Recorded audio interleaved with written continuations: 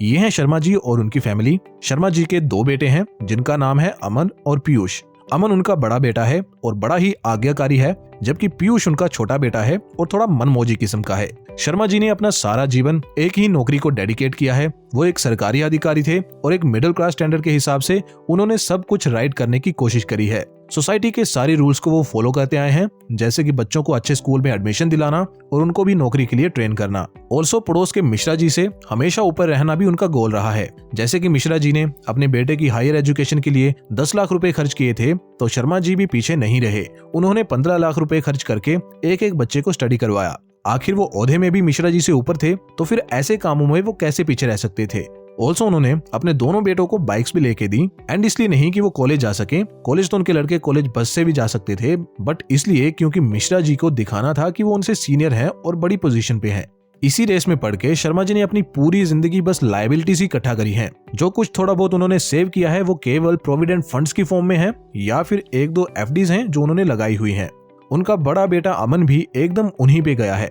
उसने पूरी तरह से अपने पिता से उनका मिडिल क्लास माइंडसेट इनहेरिट किया है। सोसाइटी के स्टैंडर्ड्स को मैच करना, अमीर दिखने के लिए सारे एफर्ट्स लगाना, यही सब उसकी जिंदगी का भी मकसद बन गया है। स्टडी में अच्छा होने के कारण अमन को कैंपस से ही प्लेसमेंट मिल गई। उसे अच्छा पैकेज भी मिला, 1 लाख महीना उसकी इन हैंड सैलरी भी थी, और ये उसके और उसके पिता शर्मा जी के लिए सेलिब्रेशन का एक मोमेंट था।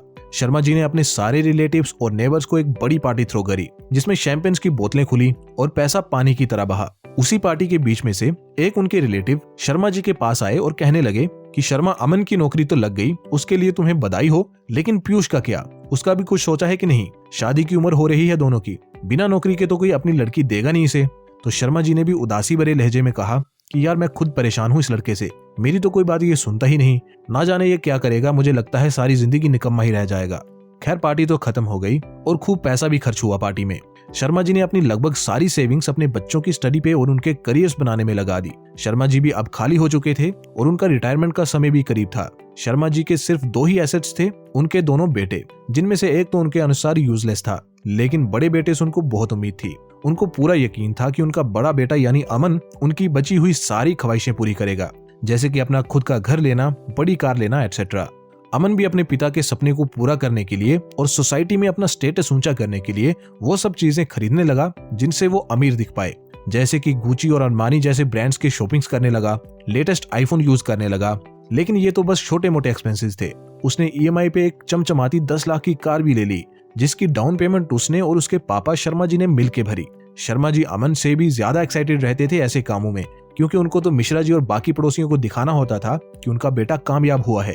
2 लाख डाउन पेमेंट देने के बाद लोन अमाउंट उनको सेक्शन हुआ 8 लाख रुपए का, जिसका टेन्योर था 5 साल और 6.5% का इंटरेस्ट रेट था। इन सब के कारण 15,653 रुपए की किस्त अमन को हर महीने पे करनी पड़ रही थी। लेकिन अमन के अकॉर्डिंग ये उसकी सैलरी का केवल 1/3 हिस्सा है, इसीलिए वो इसे अफोर्ड कर सकता है। वैसे भी एक मिडिल क्लास पर्सन अफोर्डेबिलिटी कहाँ देखता है। अमन के अकाउंट में पहले 1 लाख सैलरी क्रेडिट होती थी, लेकिन अब जैसे ही सैलरी क्रेडिट होती है वैसे ही कार की ईएमआई कट जाती है और बैंक में पैसे बचते हैं 1 लाख माइनस 15,653 इक्वल टू 84,347 रुपए। अभी कार लिए केवल 2 साल ही हुए थे कि अमन ने नया घर लेने का भी प्लान कर लिया, और इस बार तो डाउन पेमेंट के लिए वो अपने पापा की मदद भी नहीं ले पाया, क्योंकि उसके पापा ने अपना सारा प्रोविडेंट फंड का पैसा अपने दोनों बेटों पे ऑलरेडी लगा दिया था। लेकिन अमन ने तो अनाउंस कर दिया था कि वो नया घर लेने वाला है, तो अब तो घर लेना ही पड़ना था, वरना मिश्रा जी और उनके बेटे को वो क्या जवाब देता। इसलिए उसने जैसे तैसे करके ओवर टाइम लगा के और दोस्तों से उधारी पकड़ के घर की डाउन पेमेंट कर दी और 25 साल टेन्योर के लिए होम लोन ले लिया at an interest rate of 9%। अब की बार उसकी किस्त 25,000 रुपए जाने लगी। खैर, अब तक तो चलो फिर भी जैसे तैसे कुछ मैनेज हो रहा था, क्योंकि 1 लाख की सैलरी से गाड़ी और घर की किस्त कटने के बाद और बाकी खर्चों पे स्पेंड करने के बाद अमन जैसे तैसे करके 20,000 रुपए तो बचा ही लेता था। बट ज्यादा मुश्किल तब आई जब उसने एक पर्सनल लोन भी ले लिया, और ऐसा करने की क्या नौबत आ गई थी। अभी तो उसे नौकरी करते केवल 4 साल ही हुए थे और ऊपर से कार लोन और होम लोन की ईएमआई तो ऑलरेडी चल रही थी। तो एक्चुअली में बात ये थी कि अमन के पेरेंट्स ने उसकी शादी तय कर दी थी। आखिर अब उनका लड़का वेल सेटल था, तो एक सुंदर बीवी तो वो भी डिजर्व करता था। आप जब सुंदर बहू घर पे ला रहे हो और ऊपर से आपका लड़का 1 लाख की सैलरी लेता हो और आप खुद सरकारी नौकरी कर चुके हो, तो फिर शादी तो ग्रैंड बनती है ना बॉस। बस फिर क्या था, शर्मा जी ने भी कह दिया कि बेटा शादी ऐसी करनी है कि लोग देखते रह जाएं। शादी में आया हर इंसान यही कहना चाहिए कि वाह शर्मा जी, आपने तो कमाल कर दिया। अमन ने भी नहीं देखा कि उसकी जेब पे कितना बोझ पड़ेगा ऐसा करने से, और उसने एक पर्सनल लोन ले लिया 15 लाख का 14% के ब्याज पे, जिसकी किश्त कटने लगी 20,000 रुपए हर महीने। शादी तो वाकई धूमधाम से हो गई, लेकिन उसके बाद जो अमन की बर्बादी शुरू हुई वो तो केवल अमन ही जान सकता है। वेडिंग जो कि केवल एक इवेंट था, उसकी फुल प्लानिंग करी अमन ने, लेकिन असली मैरिज जो उसके बाद शुरू होती है उसका उसके पास कोई प्लान नहीं था। बच्चों की स्टडी कैसे करवानी है, वाइफ के खर्चे और बड़ी हुई रिश्तेदारी के साथ बढ़ते एक्सपेंस को कैसे हैंडल करना है, उसके पास इन सब का कोई प्लान नहीं था। अब उसके पास केवल एक ही ऑप्शन था, और वो था ज्यादा से ज्यादा घंटे घिसाई करना, ओवर टाइम करना, ताकि थोड़ी एक्स्ट्रा इनकम हो सके, जिससे वो फ्यूचर के लिए कुछ तो एटलीस्ट बचा सके। ये सब के चलते अमन 30 साल की भरी जवानी की उम्र में बुढ़ापे के साइन शो करने लगा था। वहीं दूसरी तरफ उसका छोटा भाई पीयूष, जिसे अमन और उसके पिता शर्मा जी निकम्मा समझते थे, वो आज फाइनेंशियली फ्री होकर लाइफ बिता रहा था। कैसे, जानने के लिए एक बार फिर से 10 साल पीछे चलते हैं। 10 साल पहले अमन की सक्सेस की पार्टी में जब सब लोग पीयूष की बुराई कर रहे थे, उस समय पीयूष के दिमाग में पूरा प्लान रेडी था कि उसे क्या करना है और क्या नहीं। पीयूष को मिडिल क्लास लोगों का लाइफस्टाइल बिल्कुल पसंद नहीं आता था। शो ऑफ की दुनिया से वो नफरत करता था। वो एक मिनिमलिस्टिक लाइफस्टाइल में यकीन करता था। इसलिए उसने एक बेसिक सी नौकरी करी सो दैट वो अपने बेसिक एक्सपेंसेस को कवर कर सके।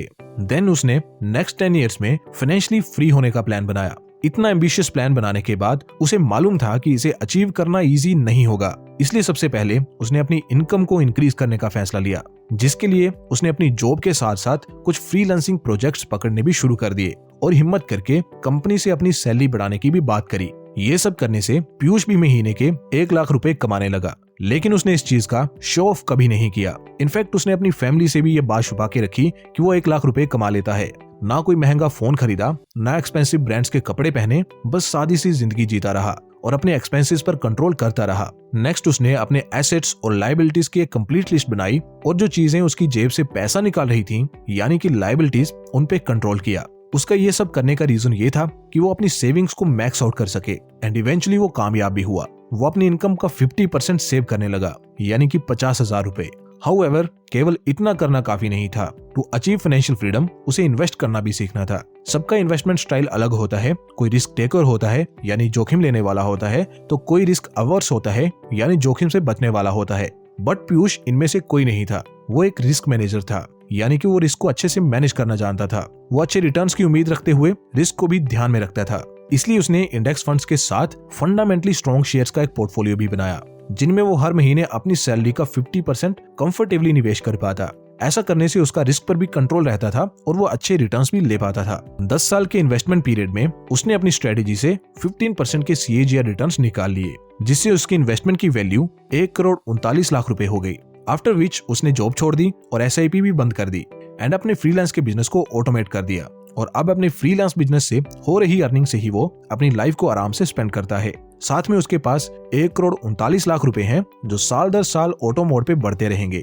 कॉन्टेक्स्ट के लिए, नेक्स्ट 5 इयर्स में सेम रेट ऑफ रिटर्न्स पे पीयूष की नेटवर्थ 2,80,00,000 हो जाएगी, यानी दुगनी हो जाएगी। और ऐसा तब तक होता रहेगा जब तक पीयूष उसमें कोई चेंजेस नहीं करेगा या अपने पैसे विड्रॉ नहीं करेगा। दोस्तों, अमन और पीयूष केवल 2 डिफरेंट कैरेक्टर्स नहीं हैं, बल्कि 2 डिफरेंट माइंडसेट हैं। इन दोनों के केवल माइंडसेट में ही डिफरेंस था, जिस कारण एक मिडिल क्लास ही रह गया जबकि दूसरा रिच क्लास में एंटर कर गया। अदरवाइज दोनों को इक्वल अपॉर्चुनिटीज मिली थी। इनफैक्ट अमन के पास तो पीयूष से भी ज्यादा बेनिफिट था, बिकॉज उसकी सैलरी पीयूष से ज्यादा थी। बट डिफरेंस था तो गोल्स में। अमन का गोल जहां दूसरों को इंप्रेस करना और स्टेटस को मेंटेन रखना था, वहीं पीयूष का गोल एक मिनिमलिस्ट लाइफस्टाइल के साथ जीना और जल्दी फाइनेंशियली फ्री होना था। अब दोस्तों, ये आपको डिसाइड करना है कि आप दोनों में से किसकी तरह बनना चाहते हो। अमन की तरह, जहां आप आज के मजे के बारे में सोच के कल को सैक्रिफाइस करोगे, या फिर पीयूष की तरह अपने आज के मजे को सैक्रिफाइस करके अपने कल को बनाओगे। Decision is all yours. So that's it for today. Hope आपको ये वीडियो पसंद आई होगी। कंफर्मेशन के लिए वीडियो को आप लाइक कर सकते हैं और साथ में चैनल को भी सब्सक्राइब कर सकते हैं फॉर फ्यूचर अपडेट्स।